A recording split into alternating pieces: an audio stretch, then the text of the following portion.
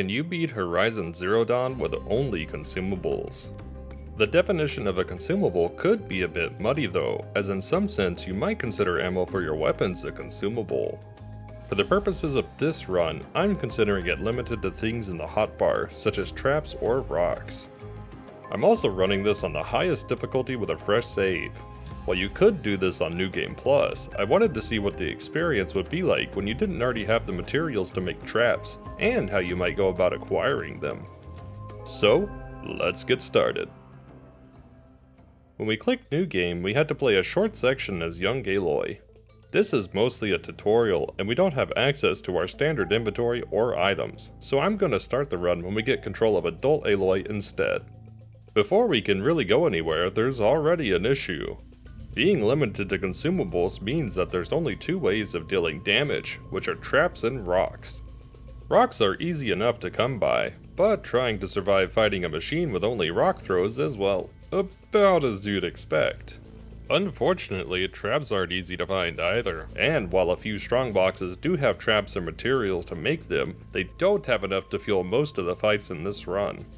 Even worse is that taking down a machine with a trap will consume more resources than we get back off of it, leaving us with a conundrum. How do we farm? There is technically one way to get scrap without machines, which is by picking up flowers and selling them. But doing this enough to get our first trap sounds, well, horrendous. Luckily, there is a slightly less painful route in an area directly west of where we start the game. In the very corner of the map, there's a set of scrappers guarding junk piles, and these piles can contain all the materials we need to craft traps, or they can have things we can sell to get scrap. If we manage to run past the scrappers and loot the piles without dying, we can get a chunk of random loot and run off to the nearby campfire. Once to the campfire, we can save and reload. Reloading forces the junk piles to have new loot, which creates a small farming loot that only takes a couple of minutes per run.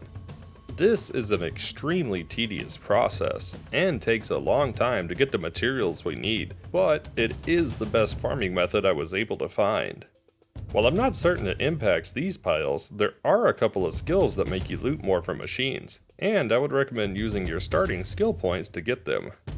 The final upfront note I'd like to make is that if you prioritize getting the unlimited fast travel pack, you can immediately warp to the campfire after harvesting the piles, and this speeds up the farming process significantly. Point of the Spear is the first quest, and the farming loop meant I already had the materials for the Tripcaster. While we won't use it, the game still requires it to be purchased before the quest can be continued. After Ross gets us through the gate, we finally get to kill our first machine, a Sawtooth. Being the first combat of this run, I wasn't exactly sure how to approach it, but my initial thought was to try hiding and placing traps in its path. This didn't go well, as it would get alerted and mysteriously find my position regardless of where I hid. This meant my only option was going to be to stand and fight directly. But this didn't stop me from rigging the stage a bit. Since I knew it would follow me directly after, I could drop traps in a few spots where I thought it would walk or charge when chasing me. So even after I alerted it, I could still guide it through traps I'd already placed. Most of its attacks are leaps or charges, and for the most part they're easy enough to dodge straight through, and after doing so, it'll have to turn around again before attacking.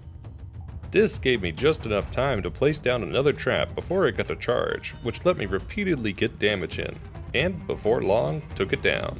Afterwards, we set off to the proving and our next fights. The first task is to kill one grazer from the pack that's charging around.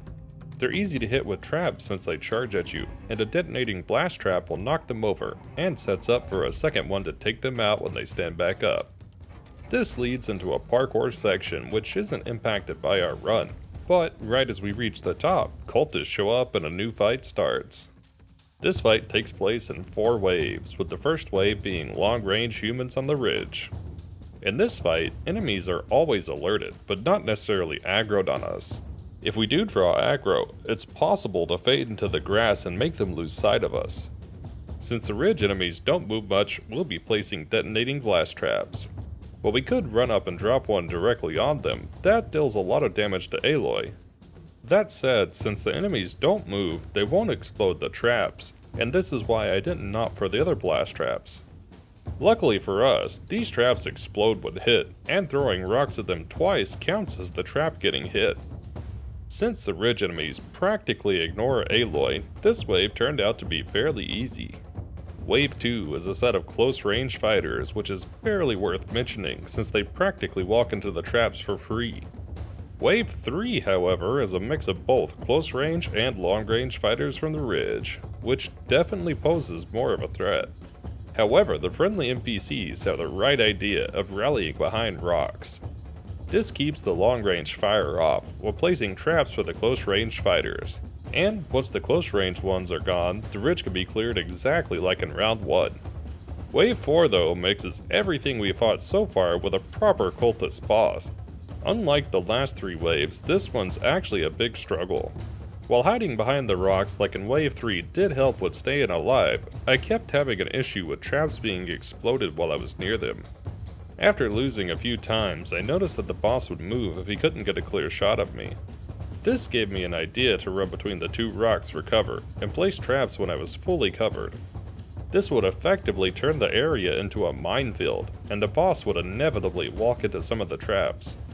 This strat actually worked well, and managed to take the boss out. Though, one interesting thing about having unexploded traps is that they could apparently show up in the cutscene. A lot happens here story-wise, but the next part we get control at is just as Aloy is given permission to go and explore. Before heading out of the village though, there's a bunch of caches here, and they have some materials for traps, as well as stuff to sell, which was quite worthwhile, because before we can actually leave, the village gets attacked. The gate they spawn at can be trapped, and this makes a good start to the battle. Even with the caches though, I was quite low on traps, so I decided to try and stay out of the fight and let the NPCs do the job for me. And they managed to do pretty well, and even get the Corruptor quite worn down. And of course, I hopped in to steal the kill from them, which finally unlocks the rest of the world. The astute of you might have noticed something about my hotbar that I haven't called out yet. You only start with 3 traps max, but I have 6, and you can expand to a maximum of 12. This seems like a small detail, but in order to get these upgrades you need to take animals down. Beyond being difficult to steer into a trap, they don't seem to trigger them, so naturally a question arises. How do we get the animal parts to upgrade inventories? Rocks. Lots and lots and lots of rocks. Every animal can be taken down with rocks, despite some of them being really difficult to hit, and others taking more than one hit. Another upgrade we can get now without too much struggle is an armor piece, and the Banuk Trailblazer happens to be easy to get. Oh, and before doing any more quests, don't forget about the grind loot. I won't call it out past this, but I did it between every mission and put in over 50 hours with this loot to get the materials for this run. A seeker at the gates has us clearing a couple of corrupted zones on our way towards Meridian. Despite being corrupted, the enemies that this quest starts with are still weak enough that they can be taken down with a single trap or 2. That might make this sound like it should be simple, but I actually died quite a few times here due to a side effect of traps that I haven't mentioned. Placing down a trap takes a while, and you can't interrupt that animation to roll away from an enemy attack. So in fights like these corrupted zones where you have multiple enemies or fast enemies, it becomes an issue that'll get you killed. For the 2 required corrupted zones, I was able to simply place a lot of traps before aggroing the enemies and then luring them back through. But this definitely won't be a problem later, right? Well, of course, the next fight is one that we stumble on and don't get to prepare the field for. At the gates, we do have covering fire, but there are a few machines with the Corruptor and we need to drop traps in the middle of combat. The fire from the friendlies help a lot with de-aggroing machines and staying alive, but the real key was knowing when to place traps. If we can get far enough away or lose aggro briefly, then we can place a trap down while the enemies catch up to us. In short, the priority is to try and target the little machines so we narrow the fight down to the Corruptor. Since the Corruptor jumps and then takes a break, we can get into a decent pattern of placing traps afterwards. Surprisingly, I didn't need to retry this one, but it did take all of my healing to survive it. The next quest I tackled was the Warchief's Trail. The first section doesn't require combat, so it's done normally until we hit the point with the cultist camp. There's a mix of humans and corrupted machines, and while we do have allies, they aren't very useful here. I managed to take an enemy down with rocks before the allies could even take one down. That said, they are a big distraction, and them being a nuisance makes it quite easy to dive into grass and lose the enemy's attention. Once the enemies stop focusing on me, I could rig up a trap and then use a rock to draw them into it. Since this only aggroes one person, this mostly turns it into a series of 1v1s, and after clearing out a chunk of the enemies, the allies finally started being useful. Between them, the rock strat, and just placing traps in enemy paths, this quest turned out to be pretty simple. The Revenge of the Nora is the sequence right after, and starts us off by clearing 3 bandit camps. I thought I'd be clever with the first one and sneak up to disable the alarm, but then I realized that taking the alarm out requires the spear. So instead, I opted to try and pull the enemies out of the camp into traps that I had placed down. And this strat actually worked pretty well for the first camp. On the second camp, however, the enemies seemed to stay aggroed a lot easier on me, and I went down a lot more when trying to run away. This was probably a mix of the enemy composition and the allies going down, causing them to lose the focus on the allies and shifting it to me. Since running didn't work, I decided to go directly into the camp. By using a rock to move the enemies out of the center, I could run in and drop a detonating trap by some of the blaze barrels. When the cultists realized the rock was a distraction, they'd rush back, and the barrel would net me more than 1 kill. With the reduced numbers, the amount of aggro I drew was much less, so the enemies would go back to focusing on the allies more, and I could go back to hiding while they slowly walked into the traps near the barrels. The final camp adds in machines, and has a glinthawk, which is just great because we don't have any aerial traps. This of course meant that this camp needs a different strategy. Since there are so many enemies, I needed to peel some away from the camp and take them out, and whistling on the outskirts of the camp worked fairly well for this. Somehow, this doesn't alert all the enemies, so it gave me a chance to run in and place a trap near the blaze barrels, and once they were down, I could back out and continue to pick enemies off one by one. When the crowd thinned down enough, I could go back in to place more traps near the blaze barrels. And that was it. The friendlies actually managed to clear out the rest of the camp. They got hit by a glinthawk afterwards though, so I guess it wasn't a part of the camp after all, and just happened to aggro during most of my attempts. We aren't done exacting revenge yet though, as we have one more part of this quest in the metal ring. During the approach, there are some humans, but I found that you can just drop traps off a ledge so we can deal with them from safety. Especially since Varl was pretty capable of taking the small groups down on his own. But when we get to the main arena, we hit a really large issue. Normally this quest would be fairly simple. You run in, hit the blaze to knock the wall down, then fight with the war party. I didn't have any stealth armor at this point, so making it there would always aggro enemies. Unfortunately, we can't instantly blow up the blaze pile since traps need something to trigger them. This meant my only option was going to be to use rocks. I spent a chunk of time trying strategies here, from luring individual enemies back to a safe point to pick them off to just fighting my way directly through.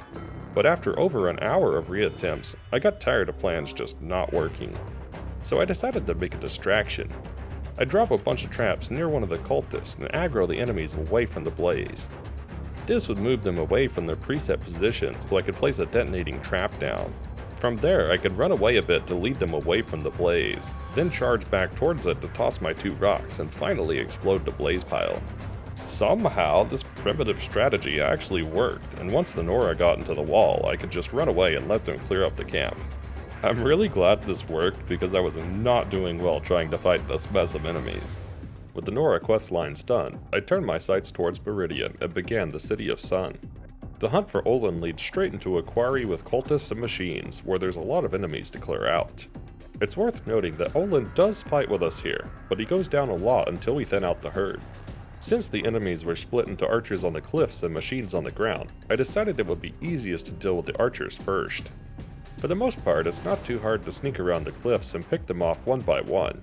Killing one will alert the whole camp, but there are generally spots you can hide, which will take the fire off of you and allow you to de-aggro everyone. Except when the corruptors shoot at random spots and happen to get you. Once I had picked off all the archers, I dropped down to deal with the main bit, and luckily only 2 corruptors were left, so either Ola did quite well or I just took a really long time to clear the archers out. That said, unlike in Mother's Heart, NPCs aren't going to solo these guys, so I needed a strat. Placing a trap down while machines were running at me was a quick path to death, so the only answer was to place them while they were de-aggroed. By losing aggro and placing traps while stealthed, I could set a small minefield of traps, waiting for any unlucky corruptor to wander into. Naturally, they didn't walk by, so I had to go over and grab them to lead them through my traps, which did deal a large chunk of damage. Instead of trying to continue to fight though, I just went back up to the cliffs to de-aggro them, then repeated the cycle until they powered down.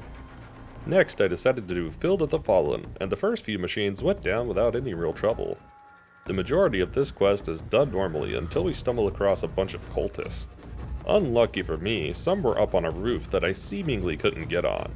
It didn't stop me from trying though, and I did manage to find a bit of rusted metal that let me hop up and get to the roof after many tries. And of course, the NPC we're helping, Aaron, had already taken them down, and there turned out to be another way up even. I at least got one kill in this part though, after placing a trap right in the cultist's face. Immediately after, we're faced down with two Ravagers who really like to aggro and charge. But having two that both charged quickly made me die to my own traps quite frequently. I couldn't really find a great way to fight these things head on, and actually struggled significantly on this quest. At least until I took a different strategy. If you get on top of a roof and aggro one of them, they'll get right beneath you, and just like in the metal ring, we can drop traps off the side. Not only did I get the trap to damage them this way, but it also pulled the aggro off of Aaron. His weapons were pretty capable, so this made the fight look easy compared to my initial attempts where I fought them head on. Taking them down leads into the Borderlands, and tracking down Durball is the next quest. Once again, we've got a mix of machines and humans, and just as you'd expect, the difficulty is only going to increase with every quest. At the start of the fight, the enemies will release the machines that are chained down in the front, but we can also free them ahead of time by detonating a trap. After a few attempts, I realized that all these machines were gonna just get loose anyways, so I decided to free them myself. Since they're chained down, we can stack up 4 traps to get some heavy damage on them before starting the fight. Things would always aggro, so staying alive was an issue here, but by starting with the machines inside the camp then backing outside, I managed to get everything aggroed and then lose aggro. Since Aaron and the helper NPCs would stay inside of the camp and fight, the splash damage would do a great job and clear out the bulk of the enemies while I just camped outside. After the crowd was thinned a bit, I ran back in to help mop up what was left, but the NPCs did a surprisingly good job at picking stuff off. As for the boss after the camp, fighting him fair and square would be quite an issue with the weapon he's got. Good thing I never intended to fight fairly. Rigging up the door with traps is an almost foolproof strategy, except the part where a bunch explode during the cutscene. Some of them do survive though, and these manage to knock him down. By running forward and placing more traps to keep him knocked over before he stands back up, this makes him be the easiest part of this camp. The next logical thing to do would be to continue this quest sequence with the Sunshell Fall, but that has us dealing with Glinthawks. The other route is to go for Maker's Inn, which brings one of our first major machines and roadblocks, so I got fairly stuck here and had to decide which torture to tackle first. I wound up picking Maker's Inn, which has us dealing with cultists and machines again, but I'm not sure either is really easier. This is also surprisingly the first quest we don't have NPCs to help us out on, so this time we gotta do every kill with purely traps or rocks.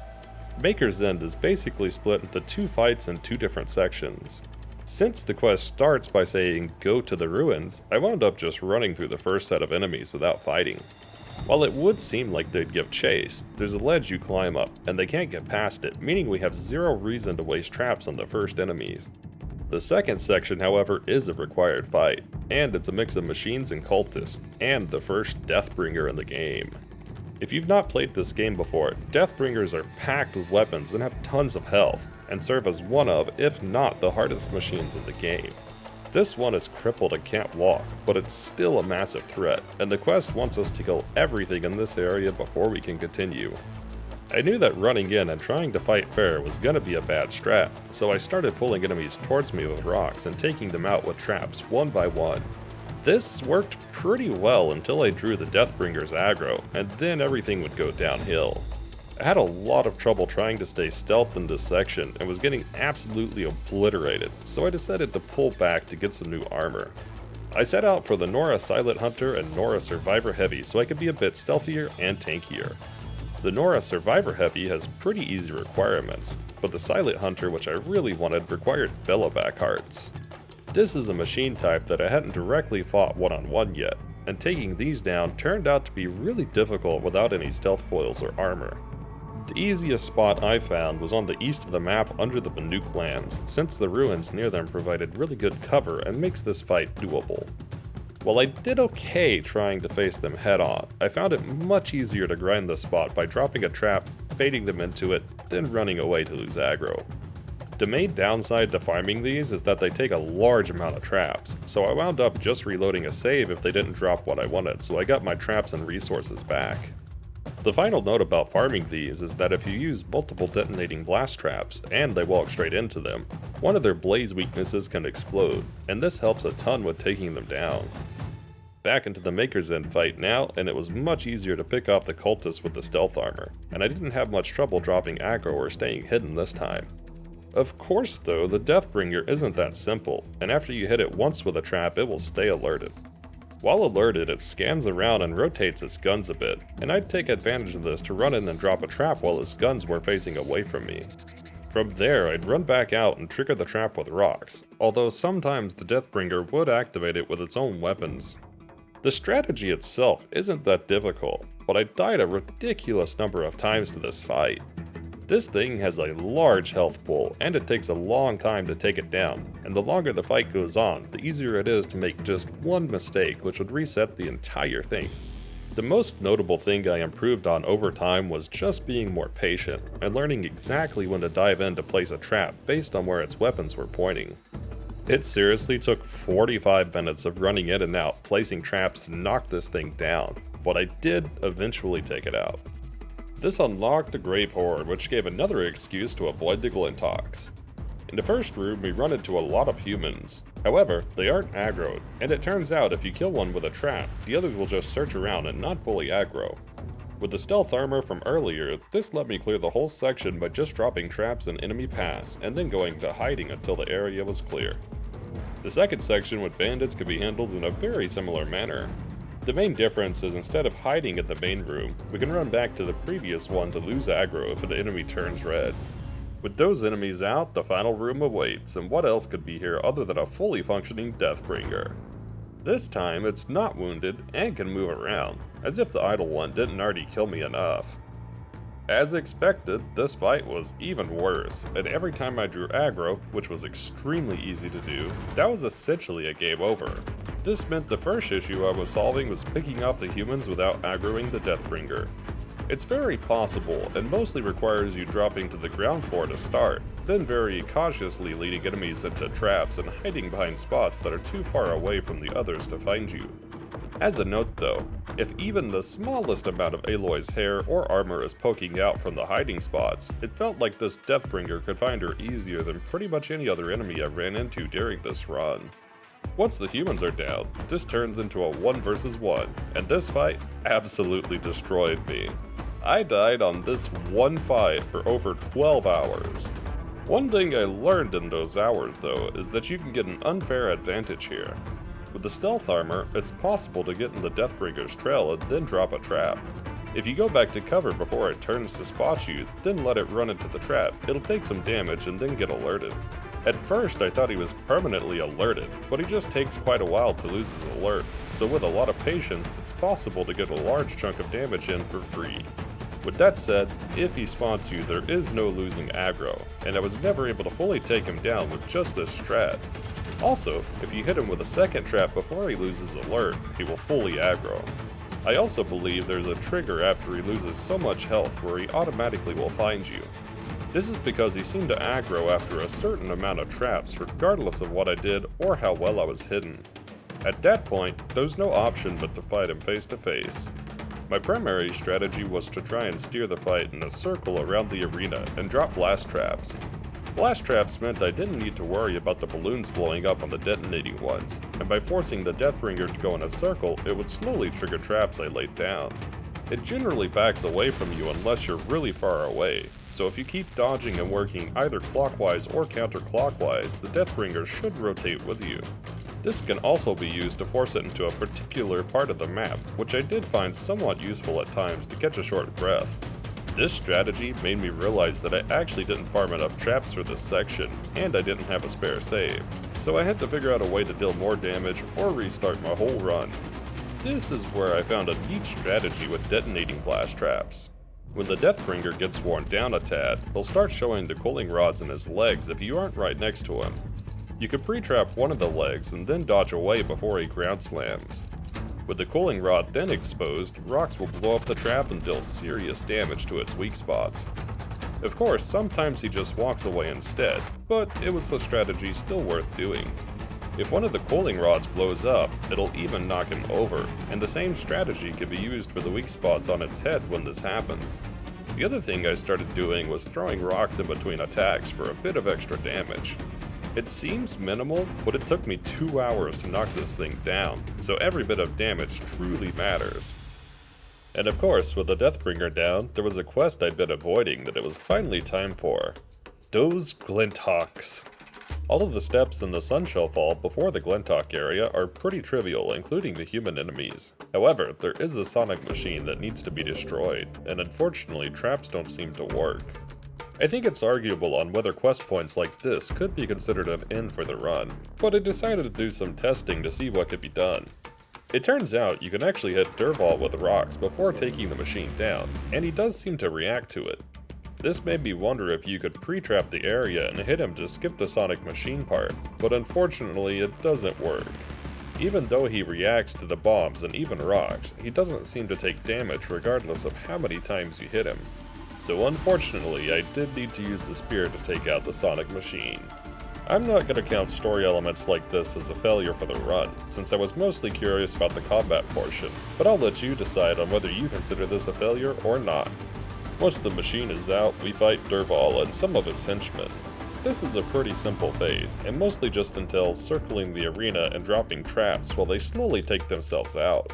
When they go down, the Glinthawks spawn, and it was only a matter of time before I finally had to deal with flying enemies. Their main attack set has them shooting ice at you from above and swooping down. Due to the arena, it's a bit hard to avoid their attacks, so I found ice potions particularly helpful here. The main issue though is how do we hit them? As it turns out, their swoop attack can get them just low enough to collide with a detonating blast trap. The downside to using these is that if the Glinthawks spit ice on them, they'll explode, and between the ice and trap damage, it makes it extremely hard to stay alive. That said, if we swap to blast traps, the Glinthawks will rarely collide with them during their swooping attacks, so I did have to use the detonating traps here. Since it was quite easy for the Glinthawks to explode the detonating traps, I wound up not placing many down, and keeping them spread pretty far apart. From there, I'd try to peel one away from the others, then bait it to a side near a trap, and eventually into swooping down. Despite having this strategy, they very seldomly hit the traps, and this meant that running out of healing was quite an issue. Sometimes when they hit a trap, they'll get knocked over, then drop back to the ground. Even though keeping healing up was an issue, I opted to run up and drop another trap on them if this happened, since this shortened the fight's length significantly. What makes this fight even worse though is that there's not just one set of Glinthawks, but also a second wave. This quest really sucked, and I wound up trying to keep running away from them if they grouped up too much. It took quite a long while, but with my primitive strategy, I did knock them out and finish this quest. The next one is to curse the darkness, and honestly there isn't much to say here. Every section of this quest can either be stealthed through or just directly ran through, so we don't even need a trap to clear it. The following quest is Deep Secrets of the Earth, and it's pretty uneventful until some Shadow Karja are found. There's luckily a vent near where they spawn that I could retreat into after drawing aggro and dropping traps. This made taking them out trivial. However, more are waiting a bit deeper in the facility with even boss Karjas, and one that can't be reached with traps. I'd considered taking the upper floor enemy down with rocks, but luckily speedrunners figured this out a while ago. There's a particular column you can hop up and then skip fighting all the enemies in this section, making this quest another one that's easy to clear. Immediately after that, there's no choice but to tackle Terror of the Sun, which has Aloy facing a behemoth in an arena-style battle. The section without weapons is, well, still done without weapons. I was having a bit of issue fighting this thing in the next bit though until I remembered to remove my lightweight stealth armor and equip my protector heavy to, defend against damage or something. The strategy here is straightforward. Since the behemoth likes to charge, it's not too difficult to hit with traps. Most of its attacks are dodged by rolling through or to the side, except for one, in which case you just need to run sideways. 22 traps later, and then we ride off into the sun. The next sequence has Aloy returning to the Nora, and there's only one major fight in this quest too. A corrupted Thunderjaw and a bunch of cultists are fighting the Nora, and luckily we've got backup.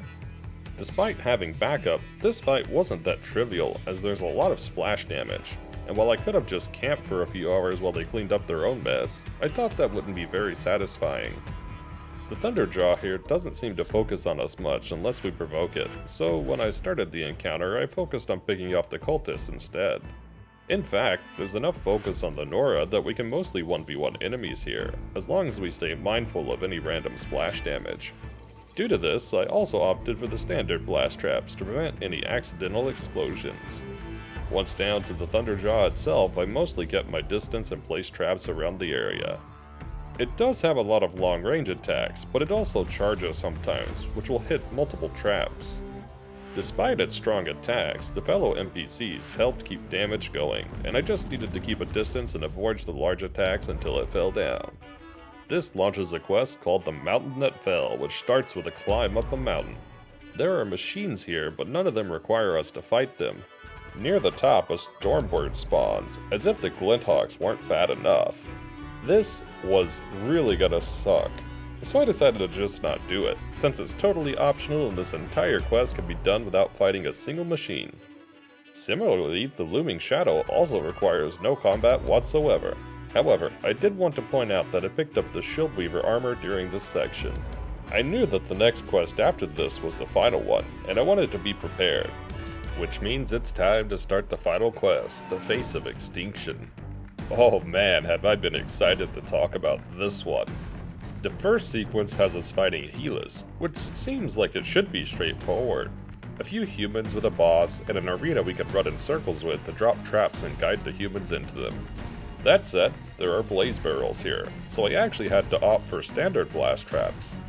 Crazy enough, this is the first enemy that can consistently explode blast traps though, as Helis' slingshot can explode them. The main goal up front is to get a safe checkpoint, which can be done by taking the little guys out first, then dealing a bit of damage to Helis. Also, trapping the blaze barrels when possible goes a long ways in achieving this. Despite some unfortunate deaths, once I got a checkpoint, 1v1ing Helis himself was not that difficult. The next section, though, is a totally different story. Defending the ridge requires us to fight multiple waves of enemies that include Deathbringers, Ravagers, Bellowbacks, Corruptors, and yeah, you know this is gonna be a pain.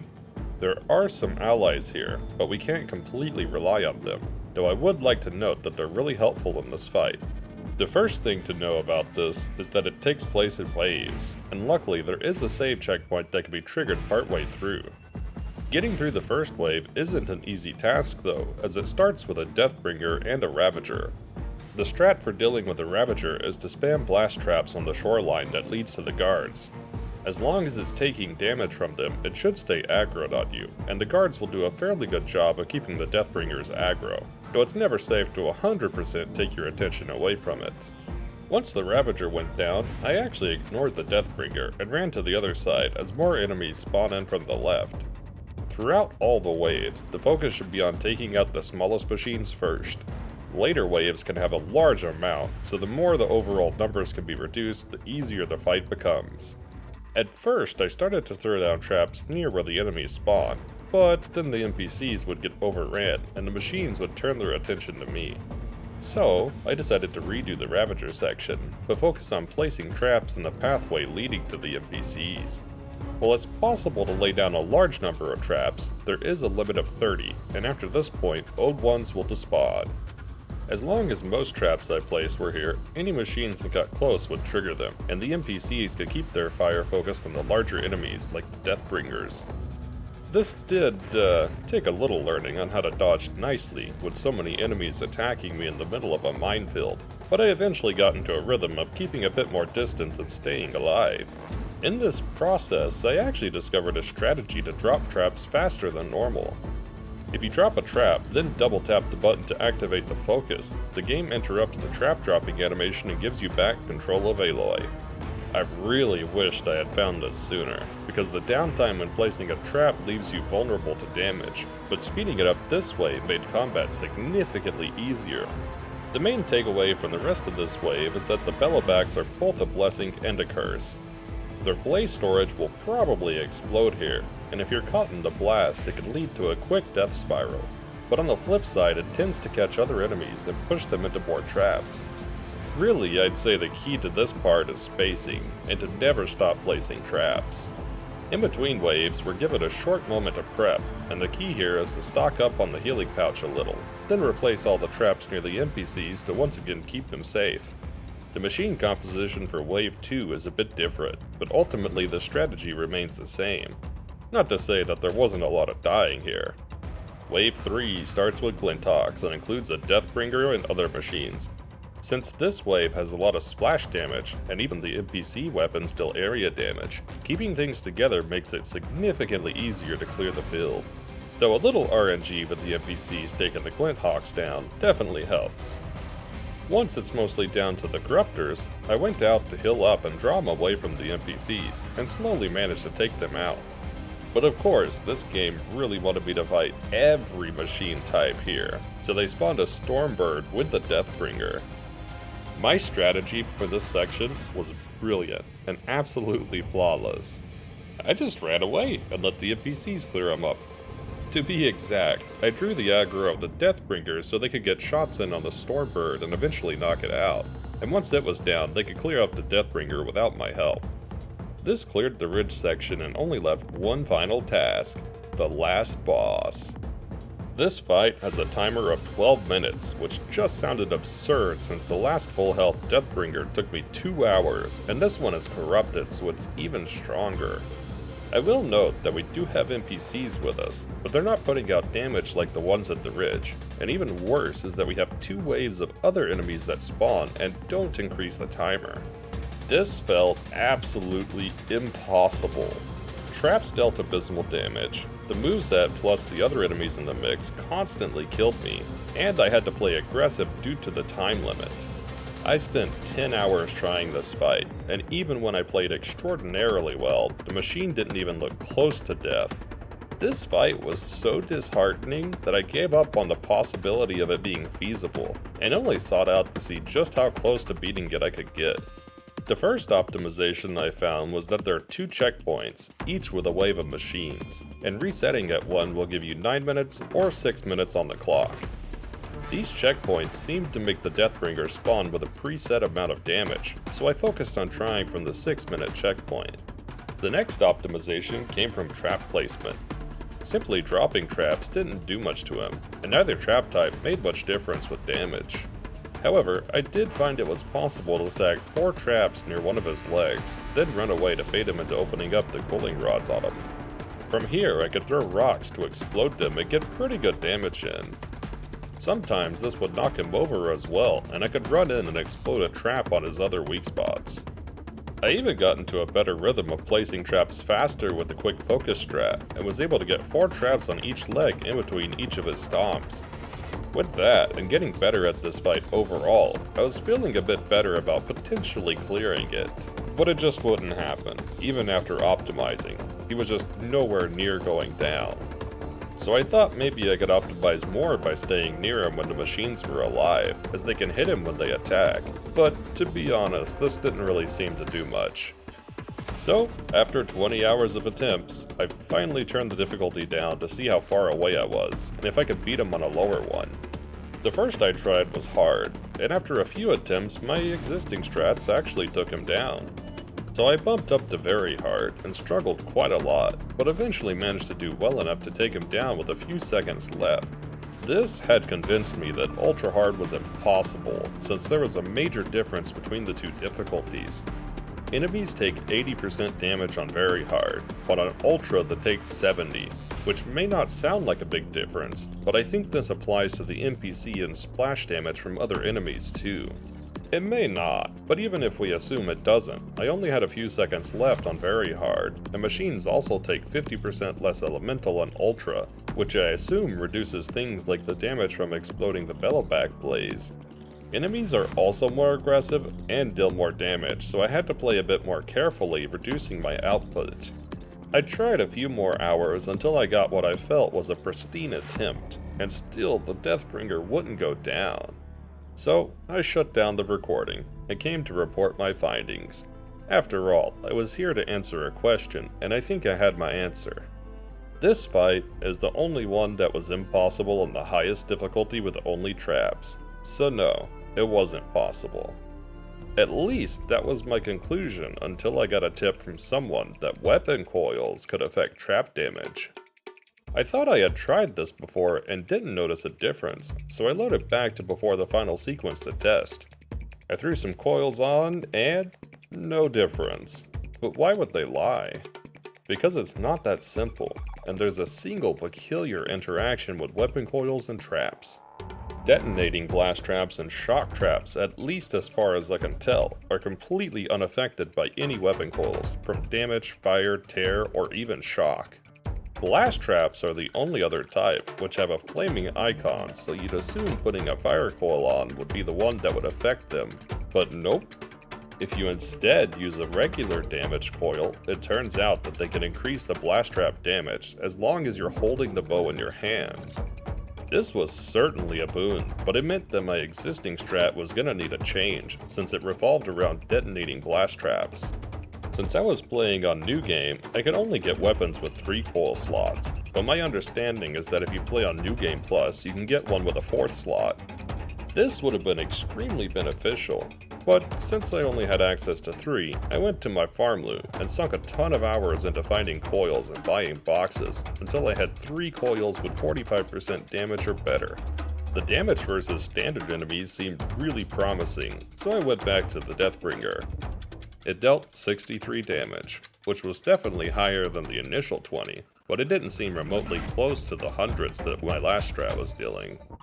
I did notice that they seemed to be good at removing the low-hanging components though, so I thought maybe I could find some strategy here. So, I spent another 15 hours trying to come up with a strategy for this boss with blast traps. I got pretty frustrated during this time, and eventually just started running in and bombing him rather than trying anything elaborate, and it turns out this is actually a decent strat. It didn't cut it though, so I reverted back to my detonating blast traps for a few more attempts to see if I could find something else, and then I had a breakthrough. By removing the cooling rods in the legs, Deathbringer will start overheating, and when he does, he exposes the cooling rods on his head. It turns out that the blast traps can actually hit these. On its own, this combo never got me a victory, but remember how there are checkpoints?